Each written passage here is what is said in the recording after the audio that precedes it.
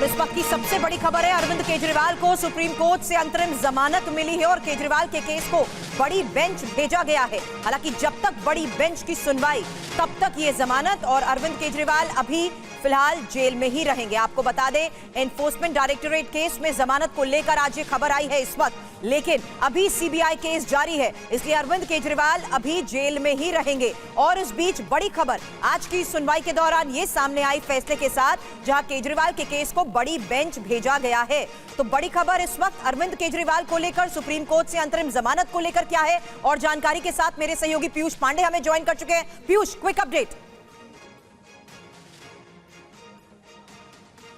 बिल्कुल, देखिए, अरविंद केजरीवाल को सुप्रीम कोर्ट ने अंतरिम जमानत प्रदान कर दी है, लेकिन ये सिर्फ ईडी के मामले में है। और सुप्रीम कोर्ट ने जो सेक्शन 19 पीएमएलए की धारा है वो और सेक्शन 45 दोनों पर सवाल फ्रेम करके बड़ी पीठ के समक्ष भेज दिया है। अब चीफ जस्टिस ऑफ इंडिया की जो बेंच है वो बड़ी पीठ तय करेगी और 5 जजों की पीठ इस मामले पर आगे सुनवाई करेगी। जो आज 3 जजों की पीठ ने सवाल फ्रेम किए हैं उन पर, चूंकि अहम बात यह है कि सेक्शन 19 जो है पीएमएलए का, उसमें गिरफ्तारी की जो प्रक्रिया है उसको निभाने को लेकर के और सेक्शन 45 में जो बेल की जो 2 कंडीशंस हैं उसको लेकर के सवाल फ्रेम किए गए हैं और इन पर स्पष्ट रुख अपना सुप्रीम कोर्ट की 5 जजों की पीठ तय करेगी। और वो निष्कर्ष भविष्य में भी जो गिरफ्तारियां की जाएंगी या जो जमानत अदालत देती है इस मामले में जी, उसके आधारों पर पड़ेगा उसका असर। और खास बात यह है कि अभी जो 2 कंडीशंस हैं वो पूरी तरह से जो एजेंसी जांच कर रही है, यानी कि ईडी जो जांच करती है उसके पक्ष में रहती हैं। बिल्कुल, अब फैसला आए, कुछ वक्त हो चुका है पीयूष, और ऐसे में आपने तमाम वकीलों से भी बात की है।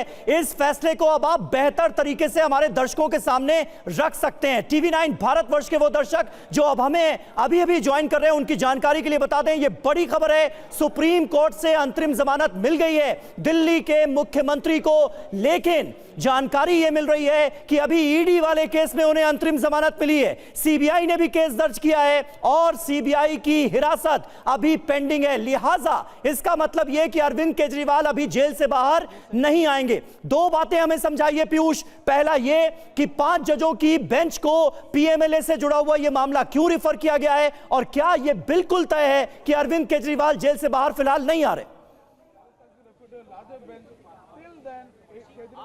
देखिए, बिल्कुल तय है कि अरविंद केजरीवाल फिलहाल जेल से बाहर नहीं आ रहे हैं, क्योंकि ईडी के मामले में ही उन्हें जमानत मिली है और ईडी की ओर से की गई गिरफ्तारी और जो इस मामले में उनको जब वो लोअर कोर्ट में पेश किए गए थे उसके बाद ईडी की ओर से उनकी कस्टडी मांगी गई थी, उस कस्टडी को चुनौती दी गई थी यहाँ पर।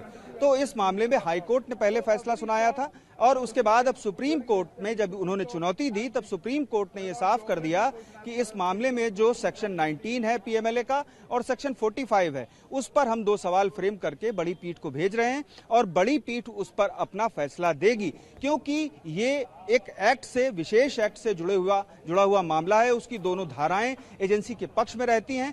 तो ऐसा कहीं ना हो कि एजेंसी के पक्ष में जो कानून बनाया गया है वो किसी भी तरह से लचर हो जाए। जो इस मामले में अपराध की जो धाराएं हैं दोनों, वो कहीं भी लचर ना हो जाएं, उनमें संतुलन कायम रहे।